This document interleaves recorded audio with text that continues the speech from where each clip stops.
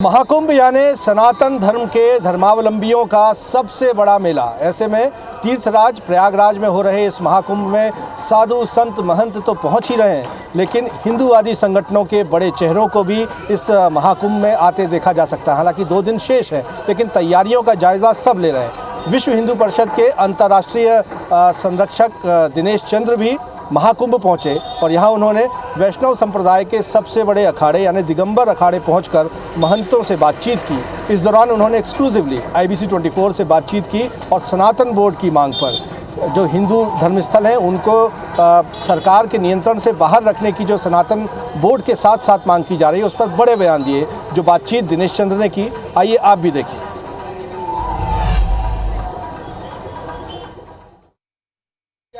तीर्थराज प्रयागराज की पुण्य धरा पर लग रहे इस महाकुंभ में सनातन का मेला लगा हुआ है और बड़े बड़े साधु संत यहाँ पर पहुँच रहे हैं और साथ ही साथ विश्व हिंदू परिषद से जुड़े हुए बड़े पदाधिकारी भी इस वक्त पहुँचे हुए हैं। संरक्षक, अंतर्राष्ट्रीय संरक्षक हैं दिनेश चंद्र जी विश्व हिंदू परिषद के। आप यहाँ पर आए हुए हैं और इस व्यवस्थाओं को कहा जा रहा है कि 144 वर्षों बाद का एक दिव्य महाकुंभ ये है। संतुष्ट हैं आप व्यवस्थाओं से जो योगी सरकार की ओर से की जा रही है? यह जो पूर्ण कुंभ जिसको महाकुंभ कहा गया, उससे पूर्व जो 2019 में कुंभ शब्द दिया जो अर्धकुंभ था, वास्तव में उस समय भी पूर्ण कुंभ के समान ही सब व्यवस्थाएं थीं।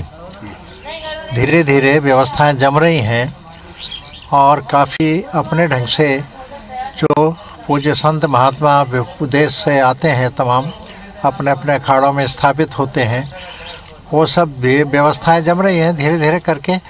मुझे लगता है कि 1 सप्ताह में सभी व्यवस्थाएं अपने व्यवस्थित होकर के सुचारू रूप से सभी अखाड़ों में भक्त अपने अपने जो उनके अनुयायी हैं वो आएंगे जाएंगे। ऐसी स्थिति में प्रशासनिक दृष्टि से रात दिन जग करके जो कुछ भी प्रयास कर रहा है, अपनी ओर से अथक प्रयास कर रहे हैं। कुछ न कुछ कमी रह सकती है, उसकी मुझे ज़्यादा जानकारी नहीं। विश्व हिंदू परिषद क्या भूमिका निभाने जा रही है? विश्व हिंदू परिषद तो सब संतों को जोड़ने का काम करती है। आज से नहीं, 1964 से कर रही है। पूज्य संतों के माध्यम से ही जो भी विषय समाज के होते हैं, देश धर्म से जुड़े होते हैं, संस्कृति से जुड़े होते हैं, पूज्य संतों के साथ बैठते हैं। विश्व हिंदू परिषद की एक केंद्रीय मार्गदर्शक मंडल की बैठक है जो संतों की ही है और उसमें प्रारंभ से ही ये विषय विचार विमर्श करते हुए संत जो निर्णय लेते हैं उन विषयों को समाज तक पहुंचाने का काम विश्व हिंदू परिषद संगठन के द्वारा होता है। जी, संतों की ओर से एक सनातन बोर्ड बनाने की भी बार बार ये मांग की जा रही है। ये भी कहा जा रहा है कि जो हिंदुओं के धर्मस्थल हैं उनको शासकीय नियंत्रण से मुक्त होना चाहिए।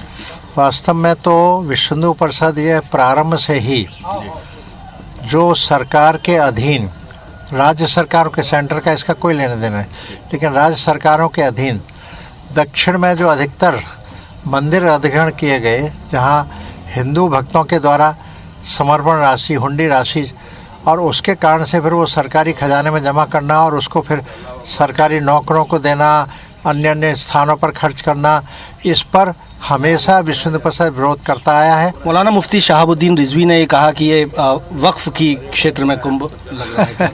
अब ये हास्यास्पद बयान है, इससे ज़्यादा कुछ नहीं होगा। ऐसे लोगों से क्या किस तरह से सरकार की भूमिका होनी चाहिए? क्या एक स्वयं को उन्हें सोचना चाहिए कि भाई इस तरह के गलत बयानीबाजी नहीं करनी चाहिए। बहुत बहुत धन्यवाद। हमने बात की दिनेश चंद्र जी से, विश्व हिंदू परिषद के अंतर्राष्ट्रीय संरक्षक हैं। मौलाना रिजवी के बयान को लेकर वो कह रहे हैं कि वो सरासर झूठा बयान है। कह रहे हैं कि लगातार विश्व हिंदू परिषद इस मुद्दे पर काम कर रहा है। सरकार से अब भी मांग कर रहा है कि धर्माचार्यों के हवाले तमाम हिंदू मंदिरों को कर देना चाहिए। सरकारी नियंत्रण से मंदिरों को, मठ मंदिरों को मुक्त किया जाना चाहिए।